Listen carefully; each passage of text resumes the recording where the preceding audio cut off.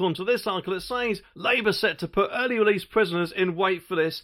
taxpayer-funded hotels. So it seems they're not just for illegal boat people anymore, they're actually for prisoners. I mean, just imagine it, you got a prisoner who's committed a not very nice crime, shall we say. Of course, they're serving their sentence, with prison guards and all, actually being made to do the punishment that they were given. And then the following week or 2 days later, they're suddenly gone from that pub into a nice fancy hotel, I'm guessing. Which, let's face it, is hardly anything but, especially, of course, remember, they're, from what I've heard, only served 40% of their sentence rather than the 50% which they kind of serve at the moment. And Justice Secretary Shabima Mahood said inmates who are homeless on release could be temporarily placed in budget hotels if there are not enough places in bail hostels or other community accommodation typically used for offenders. And this comes after 1,700 prisoners were released from jails across England and Wales yesterday, with sickening pictures showing celebrations including soaking themselves in sparkling wine and punching the air.